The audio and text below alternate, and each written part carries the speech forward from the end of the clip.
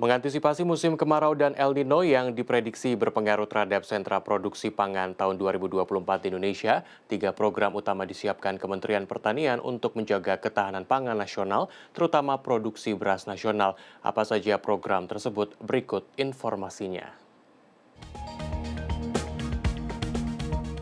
Kementerian Pertanian mewaspadai dampak El Nino dan musim kemarau di Indonesia tahun 2024. Perubahan cuaca akibat peningkatan suhu air laut di Pasifik tersebut memberikan ancaman terhadap produksi pertanian yang membutuhkan kecukupan air seperti tanaman padi.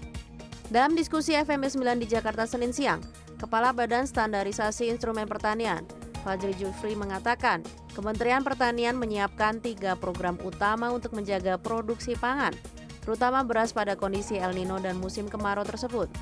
Yang pertama itu optimalisasi lahan rawa. Ada kurang lebih 400.000 hektar yang sementara kita optimasi. Maksudnya optimalisasi itu perbaikan irigasi, drainase, saluran-saluran di lahan-lahan sawah yang sudah ada. Jadi ada kurang lebih 400.000 hektar di 11 provinsi.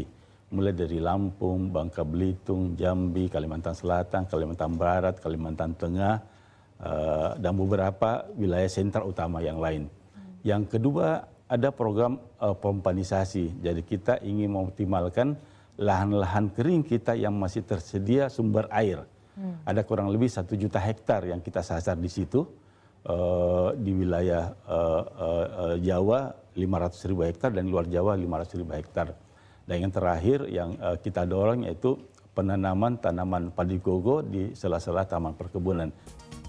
Fadri menambahkan, ketiga program tersebut diharapkan dapat menambah luas tanam padi sehingga target produksi beras sebesar 32 juta ton lebih dapat tercapai tahun ini. Peran aktif gubernur, bupati, petani, dan milenial di daerah diharapkan dapat bersama-sama memitigasi dan bersinergi untuk mengatasi ketidakjelasan kondisi air di tengah musim kemarau. Sementara itu, Jatuh, petani milenial mengatakan, saat ini ketahanan pangan di tengah perubahan iklim menjadi fokus para petani di seluruh dunia.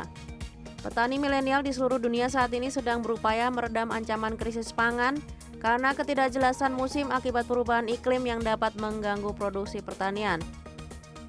Saya menjajaki bahwa banyak sekali problem yang ada di Indonesia. Kalau misalnya kita bicara ketahanan pangan, impor itu mereka langsung responnya negatif seperti itu. Sedangkan di negara lain kita bicara ketahanan pangan, impor itu ya memang kalau di negara lain yang produksinya juga sama-sama menurun itu sangat-sangat penting seperti itu. Jadi banyak hal yang saya dapatkan dan banyak hal juga yang saya temukan bahwa pentingnya peran milenial ataupun anak-anak muda yang bisa bergerak dengan cepat dan juga borderless ya. Jadi kita kerjasama bilateral antar negara untuk meredam ketahanan pangan dari sisi perubahan iklim.